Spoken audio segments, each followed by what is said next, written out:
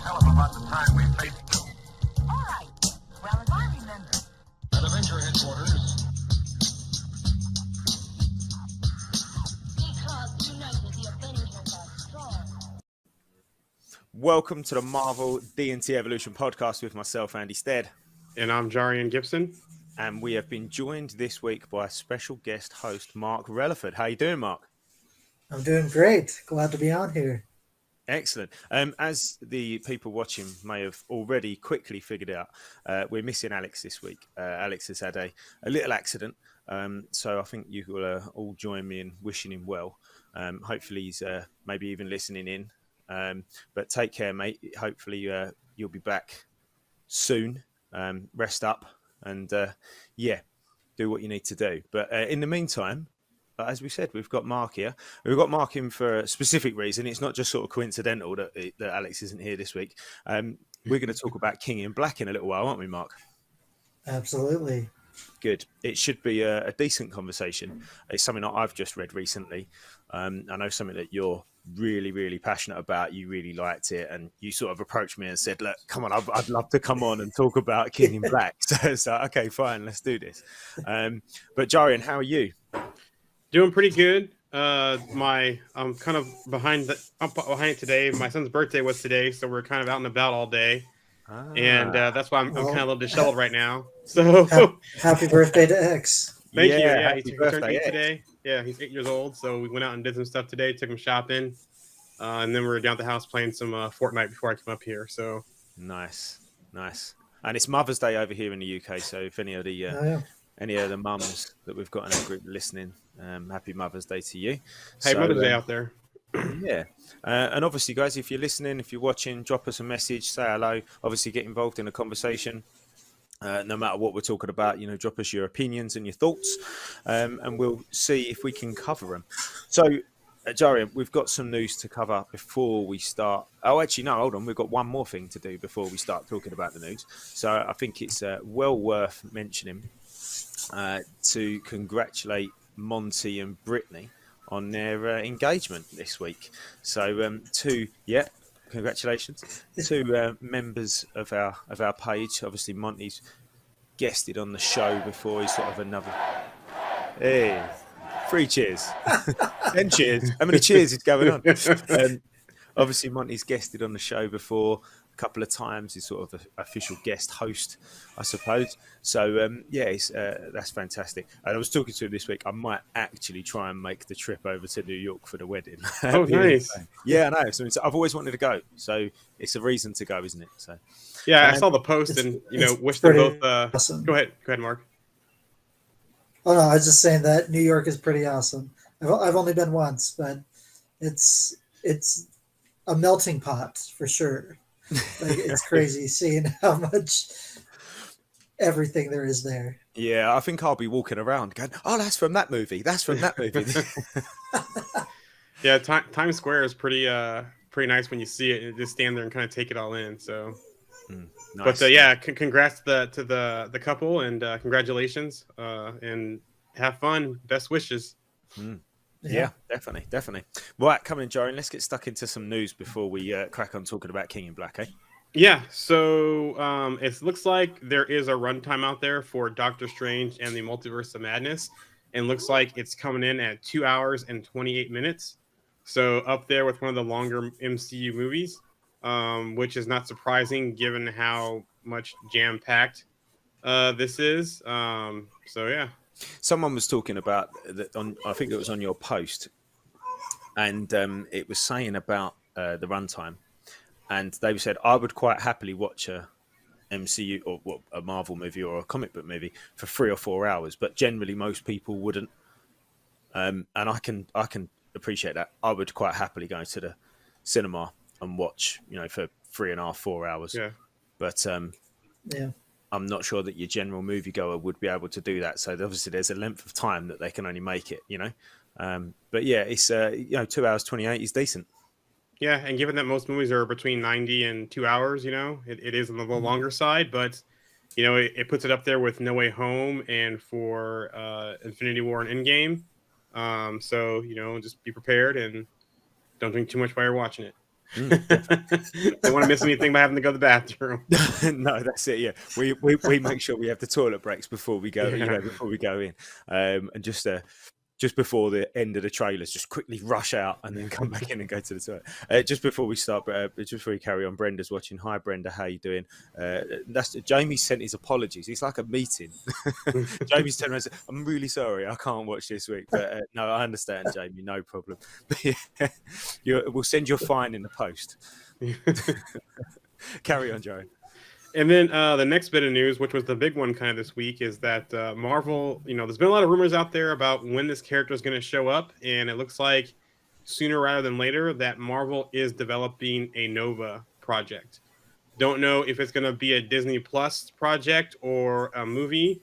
Doing some more research and there's people out there chattering. It does sound like it's more going to be a Disney Plus series rather than a movie. And whether it's Sam Alexander or Richard Rider, I don't know. I've seen both. I've also seen some out there say expect both of them. Maybe Richard Rider being more of the cosmic level and Sam Alexander being more of the street level type. So will be interesting. But my money is that we see a version of Nova before this project launches, and my guess would be the Marvels. Yeah, I think it's been on the cards for years, hasn't it? Really, since the first Guardians movie. Yep. We had the Nova Corps and all of that, and obviously with the decimation of Xandar that we saw that was off screen. That kind of gives you the backstory straight away. So it's almost like they don't have to spend too long messing around with a backstory, do they? Because they've kind of already got it. It's just introducing us to the character themselves. Like the backstory is set. But yeah, that's my thoughts on that. Yeah, this is an interesting comment here from the group. I wonder if the Russos lied about Nova being in game. He said if you can look closely, you can see him, and maybe he was there in that final battle scene. Maybe we saw him. Maybe the series starts off to where we get a flashback of Sander's destruction and the Nova, last living Nova Corps going out there and giving Richard Rider his powers. And we see maybe Richard Rider in game, but then we kind of flash forward to Sam Alexander being on Earth and being part of the Young Avengers or something like that. So yeah, that sort of time split. Mm-hmm. Maybe seeing how they that power got passed over, maybe. Yeah, that was Brenda on the group there. So sorry, go on, Mark. Isn't Sam Alexander? Wasn't he part of the Champions? Yes, I believe the Champions as well. Kind of on the younger side. I think also too, if you look at the Spider-Man cartoons and the Shield Academy stuff as well, he was part of those teams. Yeah. So yeah, and it'd be interesting to see them doing both ways and maybe going back and forth or doing more of a Nova Corps type thing as well. So interesting to see how they do that. Yeah, for sure. Just before we go on to the next thing, hello Lisa. Lisa's watching. Happy Mother's Day, Lisa. I know she's in the UK. Happy Mother's Day. And Brenda said on the Multiverse of Madness timing, Brenda said, "That's exciting. I'd watch it if it was 10 hours long." And RM Carr from the group's also saying that the timing is great for Nova as well. So yes, yeah, I agree. And I think, as you said, Jarian, I think looking at where it could fit in, if it in the Marvels, that whole sort of cosmic space side of things, I think that would work really well. Yeah, it'd be great to see in the Marvels if not only we see Miss Marvel and Monica, whichever version of Spectrum or Photon or whoever she is, or even becoming Captain Marvel, and then we see Carol Danvers Captain Marvel as well. Then all of a sudden we start seeing things like Brashear as the Blue Marvel and Nova as well, a version of that. So I would love to see them kind of do that because it sounds like it's a cosmic based movie. And if you seem like how they're kind of fitting Miss Marvel into the mix, you said cosmic in that trailer. Yeah. So it seems like all roads are going to lead to that for that movie, and it also sounds like that the Marvels will tie into Secret Invasion as well.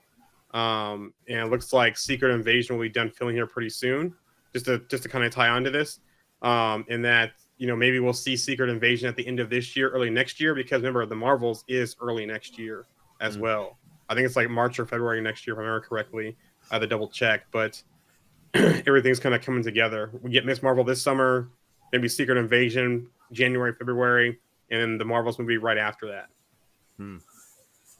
Yeah. I think they was tying quite nicely.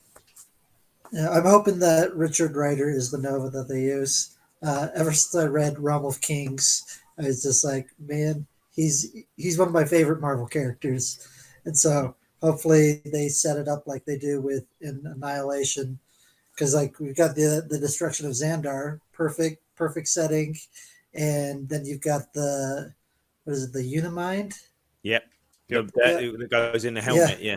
Yeah, and just No, like it's not. It's just have Unimind the or is Unimind start talking to him, or the World Mind. well, World Mind. That's right. Yes, World Mind. yes, we're mine. World Mind, isn't it? Yeah, the World Mind. And Yeah, it's in Unimind the- is from Eternals. Yeah. Ah, And then there's the wires crossed. Yeah. Yeah. No, the World Mind. Yeah, that's right. But no, he's a cool character. He's a cool character. I like Richard Rider, and I think there's room there, isn't there, for the future? You know, you use Richard Rider now for 4 or 5 years, and then pass it on to Sam Alexander. Like, why not? You know, you've got the character. We don't need to rush things. You can do both still too. So Yeah. you know, it just depends how they do it. Yeah, for sure. And maybe we'll see him show up in Guardians also. You know, Guardians of the Galaxy 3.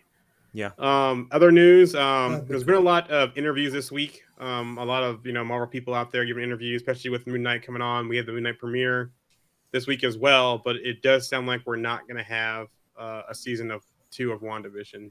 It's like we should expect one, but it does look like there is going to be some future for Wanda. We just don't know what. There's speculation that Multiverse of Madness will leave us kind of, where are they going with her, what's next for her, but it does seem they have plans for Wanda out there. As far as Vision, we don't know. White Vision is out there after the events of WandaVision. My guess would be probably we see him again in Armor Wars. Was probably the next place to see him. And then, who knows from that. But as far as the twins, who knows what's going to happen with the events of Multiverse of Madness. And after we saw them calling out to her at the end of WandaVision, do we get some version of them going forward after Multiverse of Madness in the MCU? So who knows? Yeah, I don't think we need a second season of WandaVision. Yeah. It was good, don't get me wrong. I enjoyed it. But I don't think it lends itself to a second season, to be honest. Yep. Plus, we have the House of Harkness spinoff as well. Yep. So, yeah. Moon Knight premiere was this week. Lots of stuff out there. It seems like every day there's some kind of teaser, some kind of new trailer out there for it that we're sharing to the group and stuff. So excited for that for Wednesday. And looks like Justin's hyped for that as well. Yeah, let's show that too. That he's hyped for Wednesday. But it does sound like it's very good. We do know that Disney Plus now has rated at 16 plus in other countries. There's some reports out there that it's just as dark as Punisher possibly. And so it's good to see that Disney Plus has put those parental controls in place so we can get those dark pieces of MCU on Disney Plus. And speaking of, I mentioned, Moon Knight and Nova, the lead writer for Moon Knight is supposedly working on Nova as well. Okay. So there's some ties there as well. And speaking about the WandaVision, some comments here from the stream. I think it's Justin again. No, it's Lisa. Lisa, I'm sorry. I can't see the names in the chat, so I have to rely on Andy here. WandaVision was brilliant, but I don't think we need another season. And then here's one from RMC, the 3-movie deal for Scarlet Witch. So it looks like, people are excited to see more of her. We just don't know where and when. Cool. The other news. Hi, Roxy. Hi, Roxy. How you doing?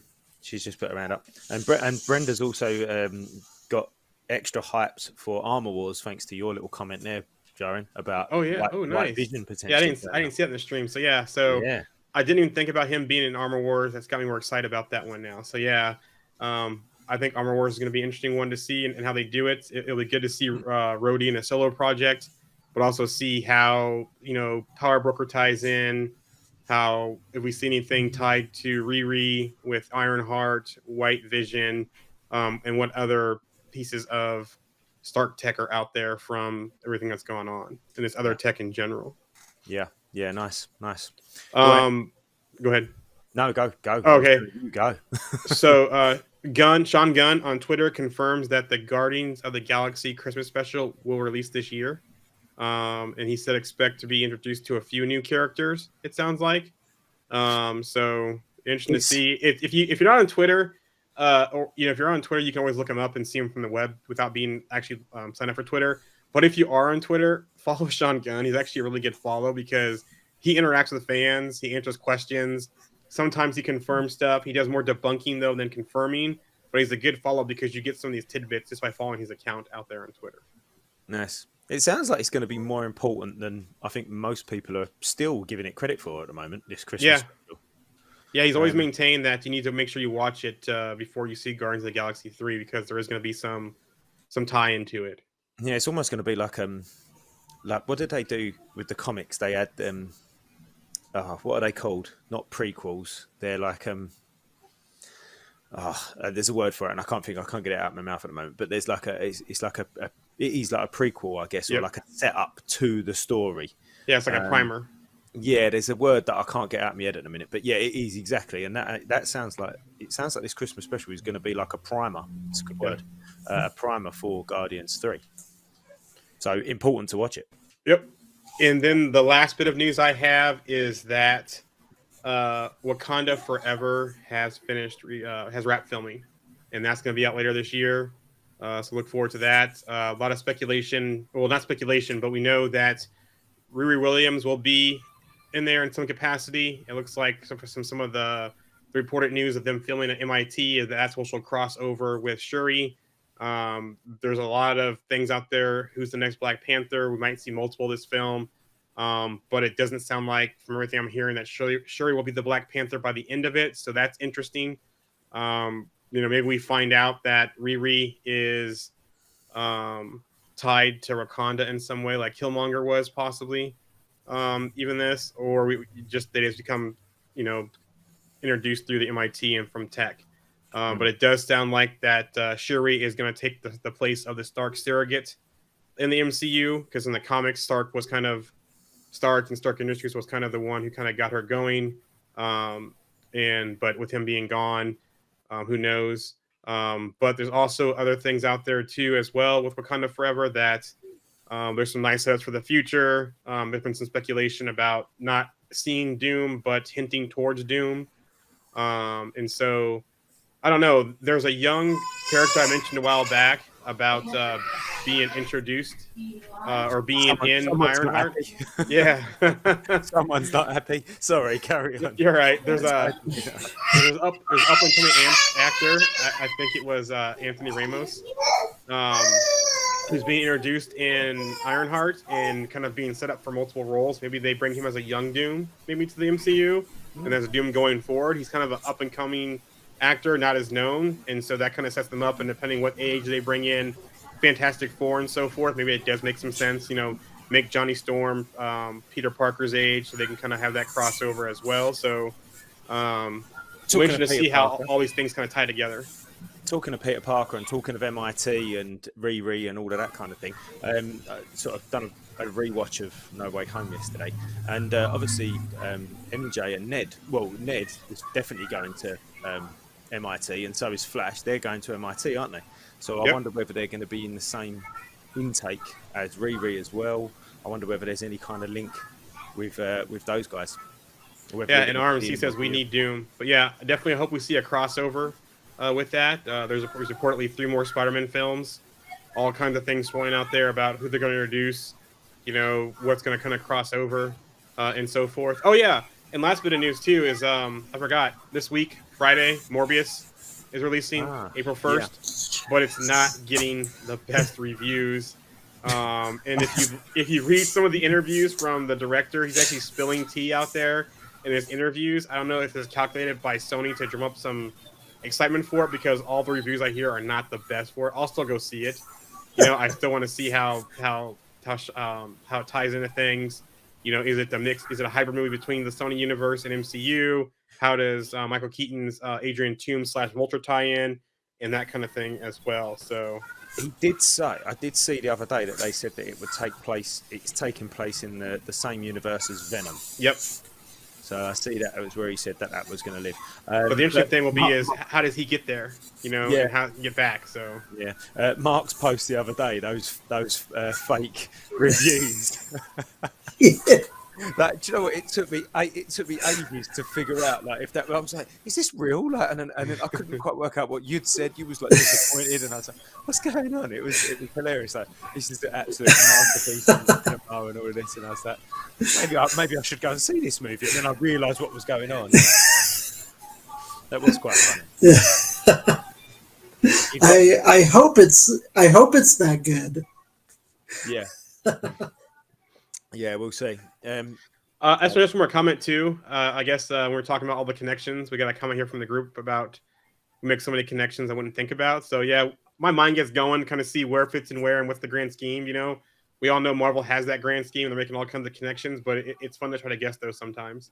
Yeah, no, it is. And we pick up on bits, don't we? You know, we sort of sit here and we think about things to talk about on these shows, and I know you Jarian, you have like deep dives into the news, and you follow all these people where you can get little tidbits from, and you know, so yeah, our minds are constantly thinking about these connections, you know. So it's a week-long thing, really. But yeah, excellent. Is that all you've got, Jarian? Yeah, that's all I got.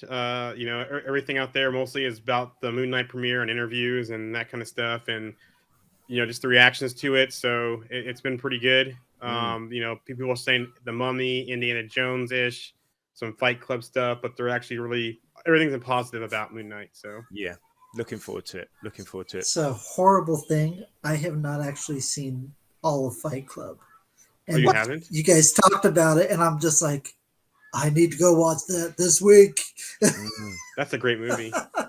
The book's even better, but it's a great movie. Oh, I've never read the book. I didn't know there was a book. No, I didn't. To be fair, I did hear about it, but I'd forgotten about it, that there was a book. But the movie is great, and it just gets better and better. As the movie goes on, it just gets better and better and better. And every sort of 5 minutes, you're like, oh, I don't want this movie to end.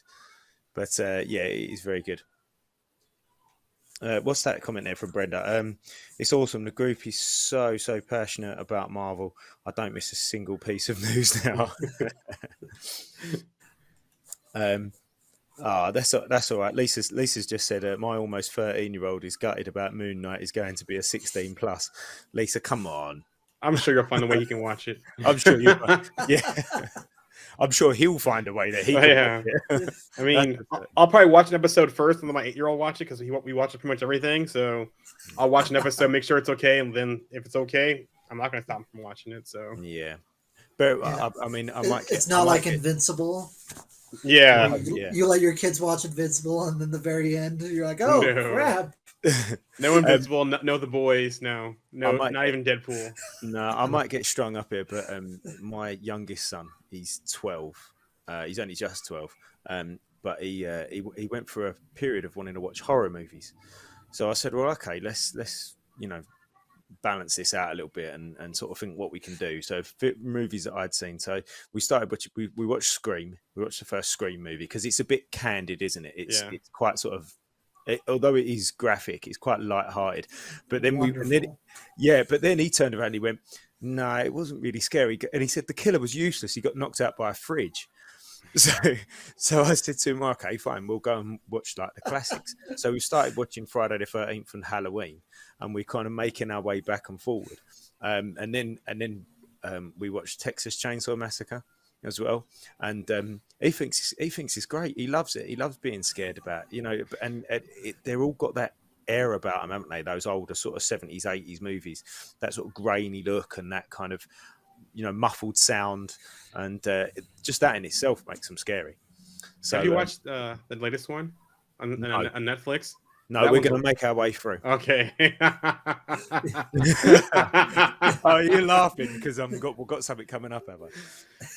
No, I get entertained at scary movies. Like I'm like laughing and like rooting for the killer. It's like there's one Texas Chainsaw Massacre yet where the guy's like, "You're so dead you don't even know it," and the door slides open and the chainsaw comes out. Me in the movie theater, yes, like screaming, and people are looking at me. Yeah, I can't go see horror films in the movie theater anymore because I think it's entertaining. So I'm just like, "You're so stupid. What are you doing?"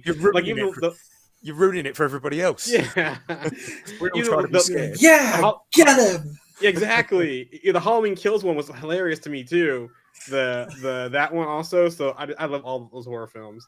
Yeah, Roxy's just said we don't talk about Fight Club because the first rule of Fight Club is you don't Oh talk yeah, about Fight Club. RM. Yeah. Okay. Anyway, enough about horror movies. Although having said that, that's a really good segue into King in Black because King in Black Jimmy. is blooming scary at points, isn't it, Mark? Oh, absolutely. Yeah. Yeah. So just for everybody Yeah, that's it's listening now, we're just going to go in and start talking about King in Black. Like I said, Mark sort of come on and he said, like, I really want to talk about King in Black. Let me come on and talk about King in Black. So here we are. You know, I mean, like I said, Mark, it is quite a scary sort of read, isn't it? Just explain a little bit, just the general little bit of history, you know, what happened before, and then generally what the King in Black story is about for anybody listening that might have not have read it or doesn't even know what it is. Yeah. So the King in Black story, it goes back to the beginning of Donny Cates' Venom run, and like in the second comic of the run, we meet Knull, and he's the god of the symbiotes. He's essentially he was the one before everyone. He was there before the universe was created, before the Celestials. That he was there in the dark, and he ruled over the dark. And then when the Celestials came and started creating light, he got pissed, goes and kills the Celestial, just like that. You're like, oh, okay. But he's trapped on what was known as Clintar, the planet of the symbiotes, which wasn't actually a planet; it was a prison for him. And he's making his way to Earth, and the Venom storyline ends up going to Absolute Carnage, and Carnage ends up becoming his essentially his bishop, his right hand man kind of thing, and starts just destroying, trying to get rid of or kill everybody that was ever connected to a symbiote. And at the end of Absolute Carnage, he's able to get enough pieces of symbiote that he is, or that he then is able to break Knull out of prison, and then Knull makes his way to Earth, and it's nuts. My one of my actually favorite comics from was the Oh, you slowed down there a little bit. Web Mark. of Venom. Shoot, I can't think. That's right. You're back. You're back. No, that's right. You're back. You just went blank. Yeah. My favorites was Web of Venom, Empire's End, and it's in space. It's got Talos and his crew, and they get attacked by symbiote dragons. And it feels very much like one of the Alien movies, and because it's just kind of a horror comic, and you're like, whoa, what is, like, this is kind of scary leading into this. And there's so many tie-ins for the series. The struggle with tie-ins is that oftentimes they don't connect to the overall story, but they're very enjoyable reads nonetheless. They're just, a lot of the tie-ins in the series are just like, oh, there's a symbiote dragon, cool. Right. That's as much as it ties in, so it doesn't really tie in much. It's just like there's one thing that's going on. But I think that's very sort of representative of most tie-ins, isn't it? Though in most of these big overarching stories, there are certain tie-ins that almost you can't not read, and there are other tie-ins that you could easily not even know existed, and nothing would change. But yeah, I mean, in the main story.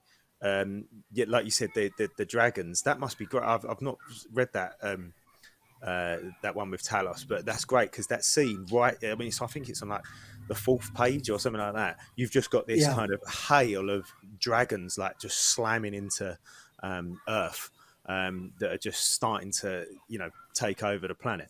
And then it takes no time at all for us to see how serious Knull is. I mean, it's about 5 minutes into the story before, spoiler alert, he rips somebody in half.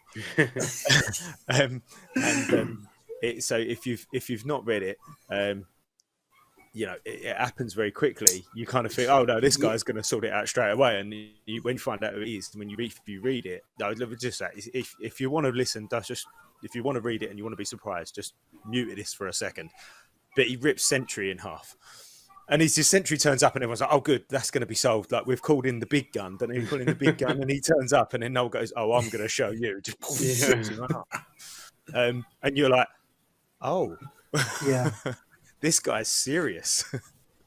So where do you? So I want just this comment here on the screen about this would be super awesome. That'd be cool for Sony to pitch in.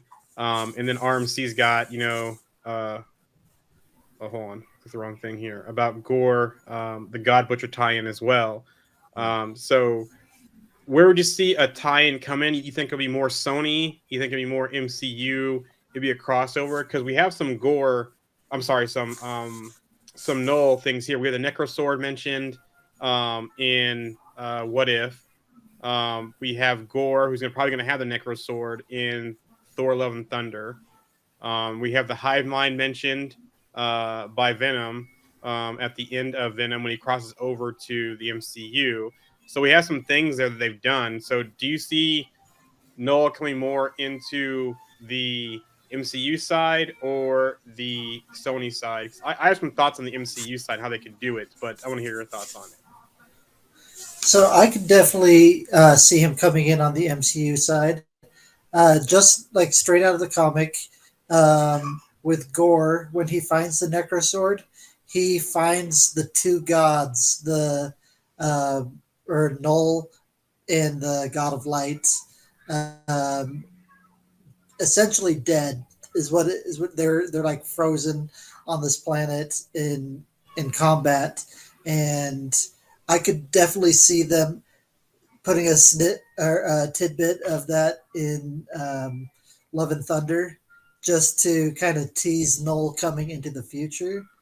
I have seen stuff on Sony's end about them, I saw a rumor about them using all three Spider-Men instead of using why can't I think of his name? Tom Hardy. Holland? Yeah, no. Tom Hardy. Oh, okay. So he's him Venom. going forward. Yeah. Okay, yeah, okay. Yeah.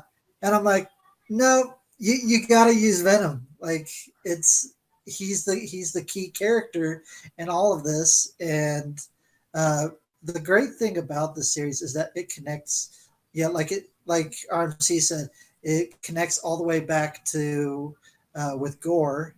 It also connects with the War of Realms.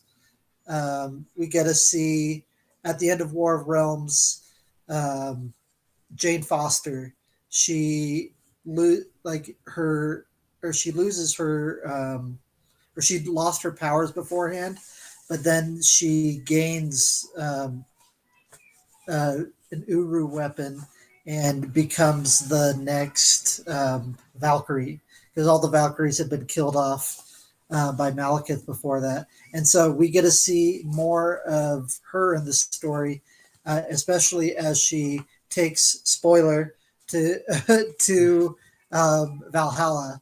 And we find out what happened to the body of the Celestial that's known as Nowhere. Yep. And that body became another afterlife kind of for Knull that he had cursed and stuff. Oh yeah, I forgot to mention Nowhere also. We've seen the head of Nowhere floating out there. We don't know who. Is it God Doom or is it Knull who did it?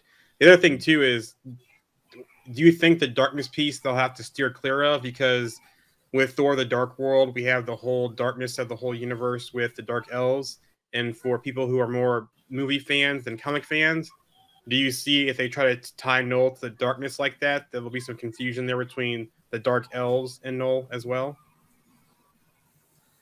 Yeah, I could see some confusion with that. Same thing with Hela. Yeah. Like there's spots straight from the comic that they used in Ragnarok for Hela that was Gore, and it was just like perfect shots straight from the comic, which are very cool looking. But it was Gore instead of Hela. Like the swords and all those things flying, that kind of, yeah. I was going to say Yeah. that if people haven't read it yet, go back and find Jason Aaron's run on the God of Rellaford, the God of Thunder, where they introduce Gore.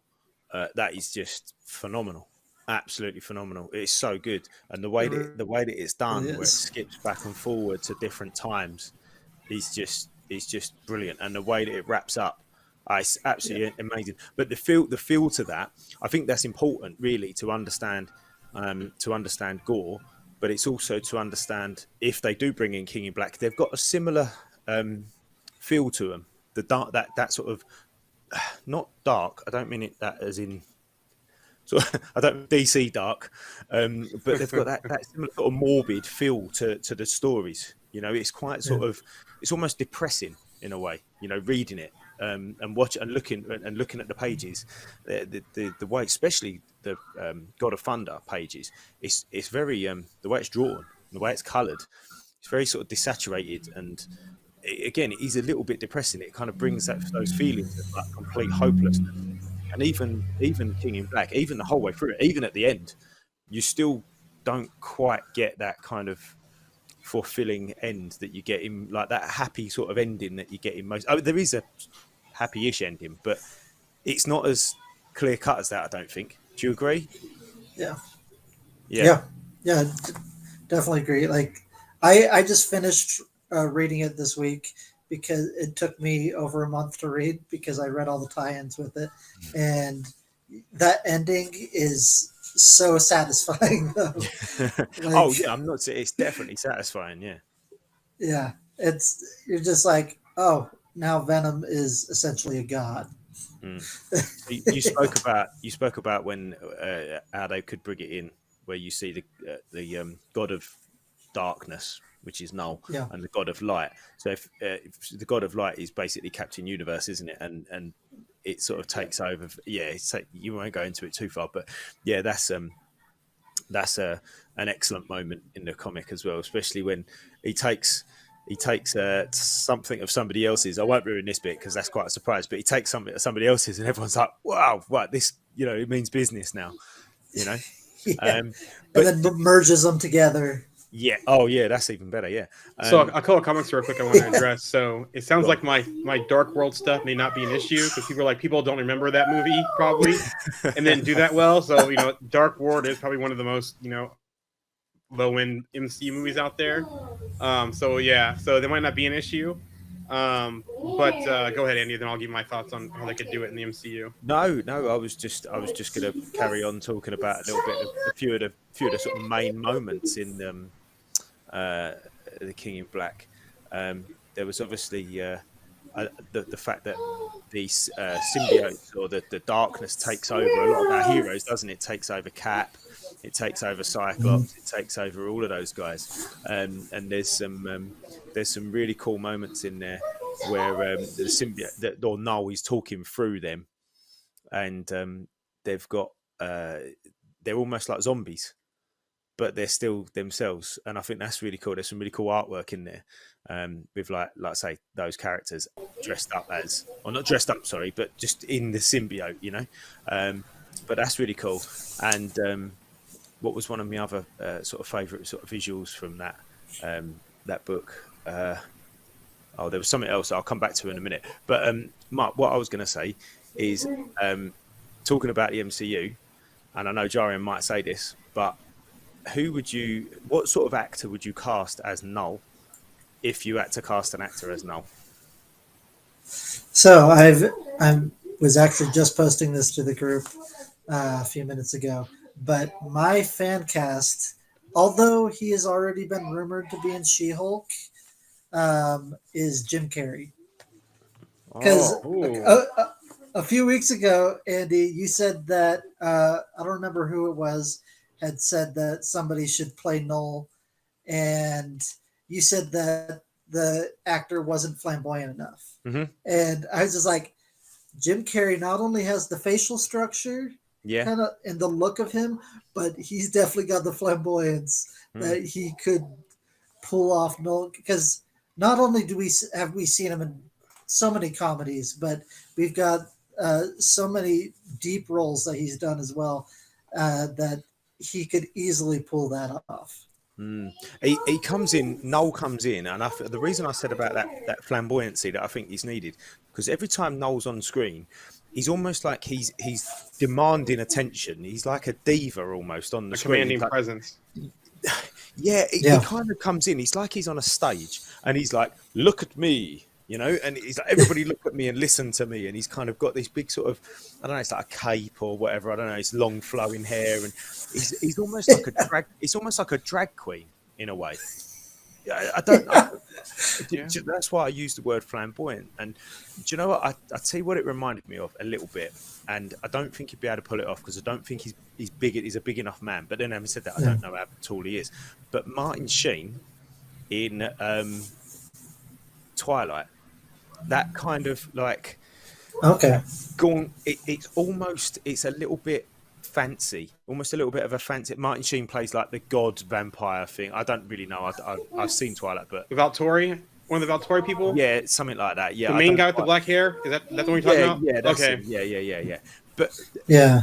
that kind of idea of this kind of like I say, that this kind of like you're all pathetic, you're all below me kind of like, you know, but showman type attitude. And I guess Jim Carrey could definitely pull it off.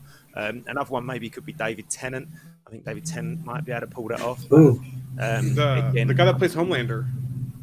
the guy that plays Homelander. Yeah. Yeah. Oh. Yeah. Oh. Yeah. That's my Yeah. thought. My thought is him, just because he could pretty much play the Homelander style type role, Yeah. and play that, nail that role. That's a good shout, actually. Although I haven't said that, did I read the other day that he's got himself into a little bit of trouble? That actor. Oh, has he?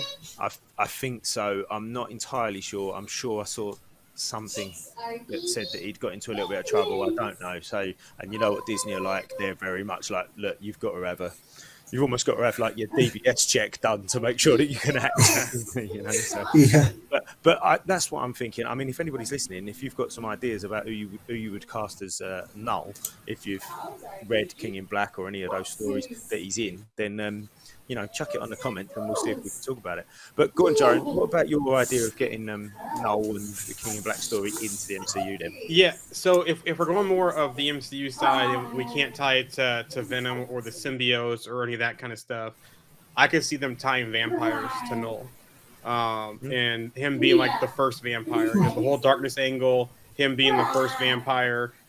We saw the sword, Black Knight sword, in Eternals, and the way it was kind of almost like symbiote-like on the sword. We know in the comics there was a fake version of the I'm going blank on the name now. Ebony Blade. Ebony Blade, thank you. I was going blank. On the Ebony Blade, we know there was a fake one made out of Vampire Fang that was used to kind of control Moon Knight or Black Knight. So I could see them going that route and kind of having it be like that through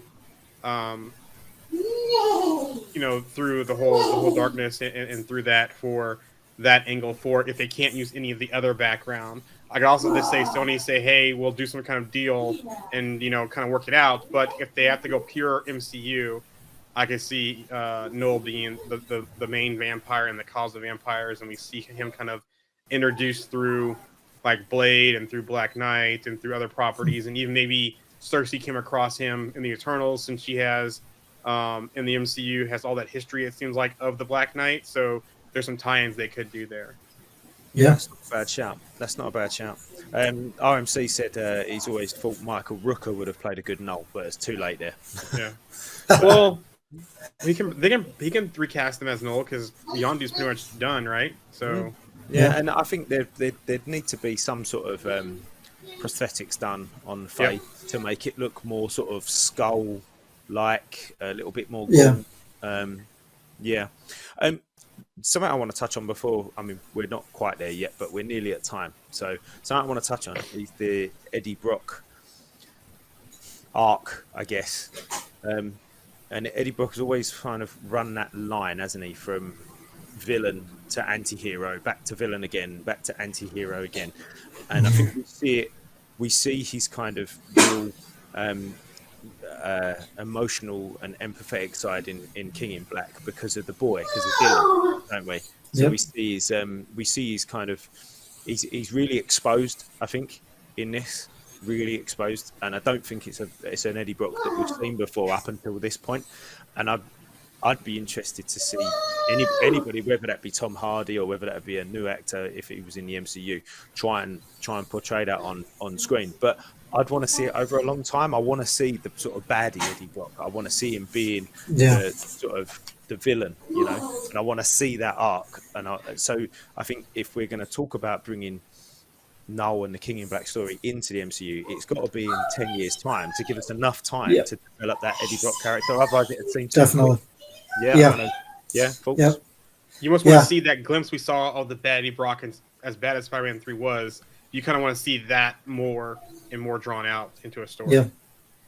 Yeah, for sure. I'm like, I'd love to see Tom Hardy like continue as Eddie Brock across over the years, Mm.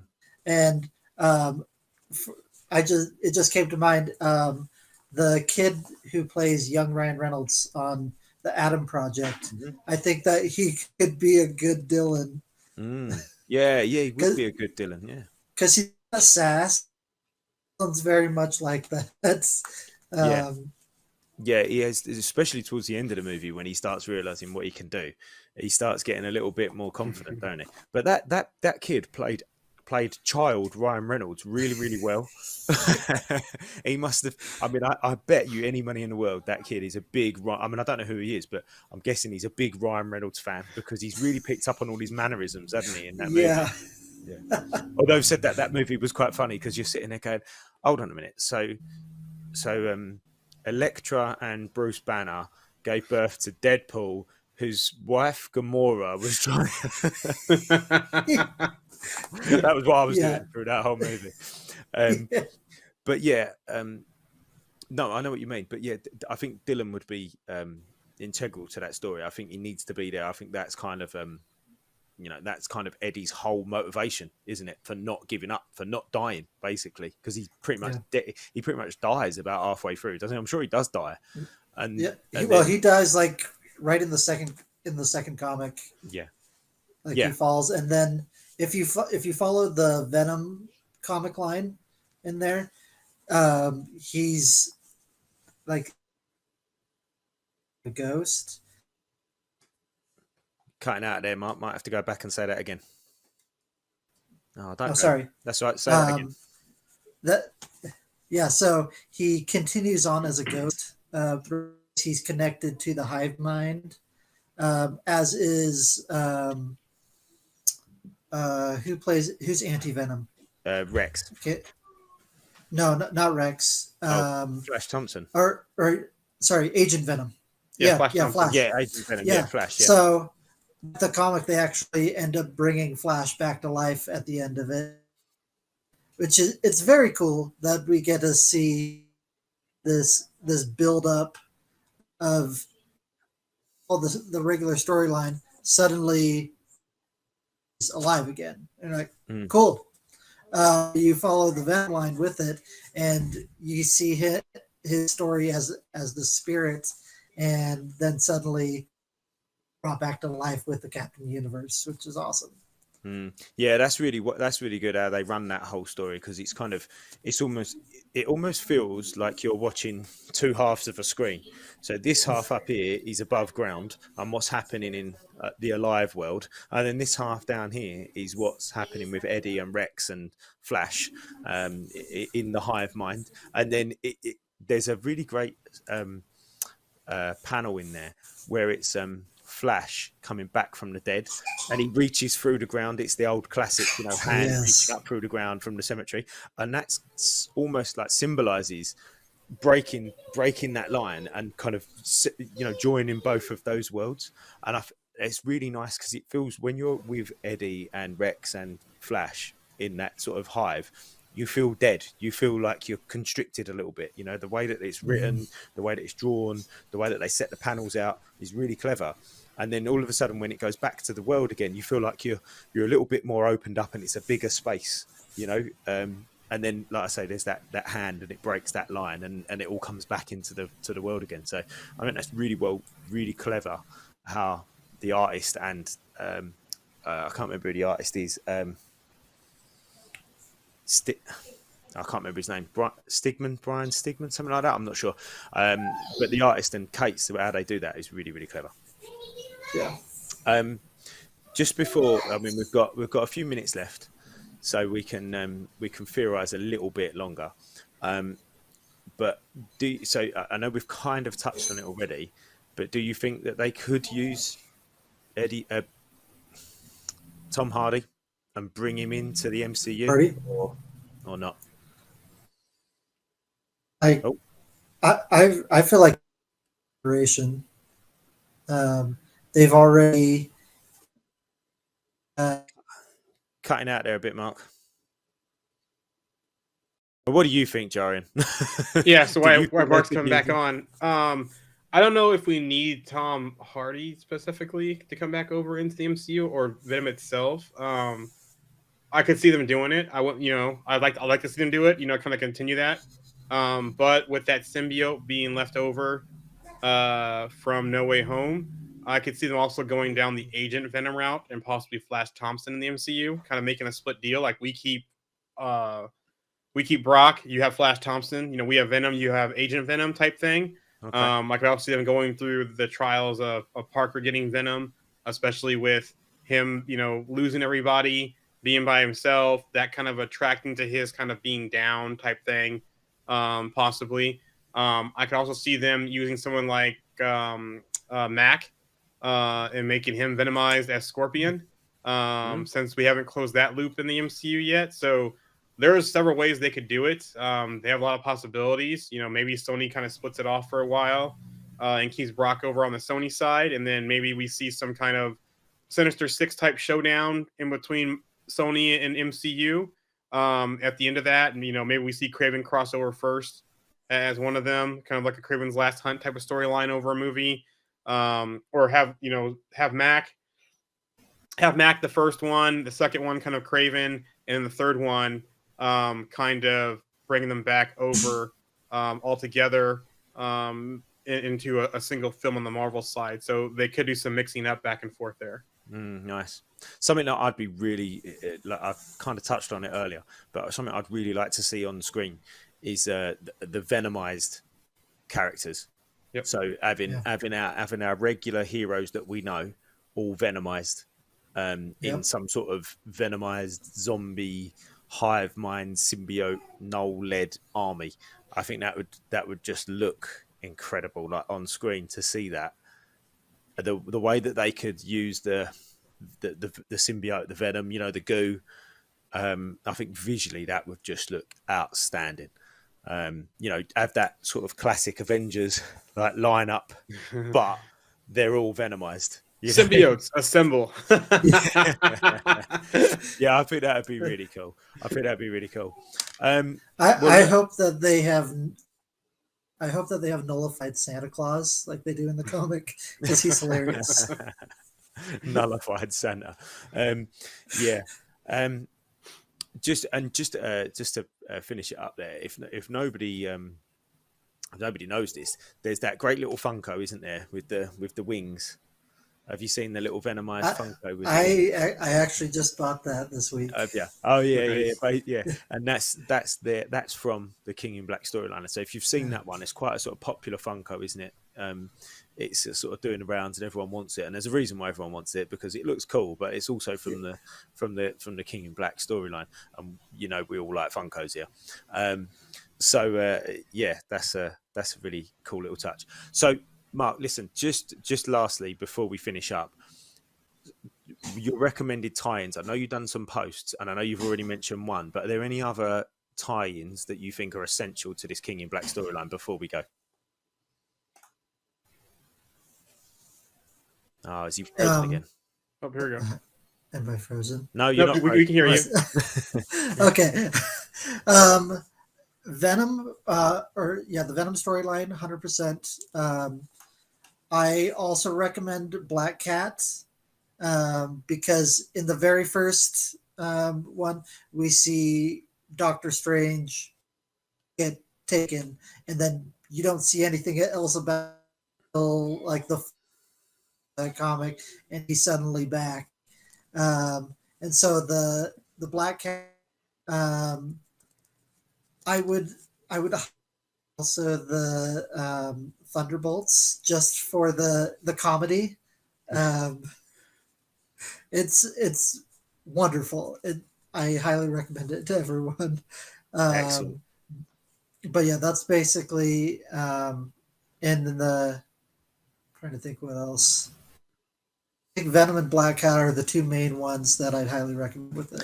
That's a really good tip there, the Black Cat one, because like you say, Doctor Strange just goes missing straight away. You're like, oh, good, Strange, and then he comes back later on in the main storyline. You're like, well, where's he been and what's he been doing? He comes back all different as well. So obviously in the Black Cat one, you find out what's happened to him. So that'd be really cool. Listen, Mark, we're going to cut it there because we want to get in under our hour. Sounds good. Thank you for joining us again. It's been a pleasure, and it's great to talk about these comic storylines and then how they can kind of tie in to the MCU and diving a little bit deeper into these storylines. It's been a pleasure to have you back on. Have you enjoyed yourself? Oh, absolutely. Yeah, it's here. And if you guys ever decide to do a Star Wars takeover, I'll be back. I reckon that might be on the cards. Jarian, let's tell everybody where they can catch us.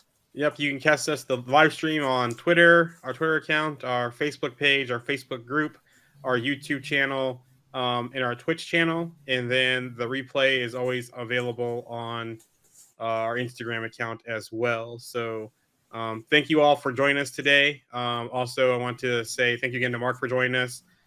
Congrats again to Monty and Brittany. And then Alex, get well soon. Hopefully we can have you back next week, hopefully, but you being better is more important than anything. So Yeah, 100%. And next week we're going to be joined by Jamie again. Well, we're going to be joined by Jamie for the next 6 weeks because we're going to be talking because he's desperate to talk about Moon Knight. So, Jamie, we're looking forward to seeing you next week. And everybody enjoy Moon Knight on Wednesday. Remember, we'll have the spoiler ban in place for 24 hours on the group until Thursday. So there will be a specific thread where you can chat about that, but try and keep all posts and comments to that one particular thread. And then we will obviously be chatting about that first episode of Moon Knight next Sunday. It's been a pleasure. Mark, thanks again. Jarian, thank you very much. Yep. Thanks for having me. Take care. See you again. thank you. Why don't you tell them about the time we faced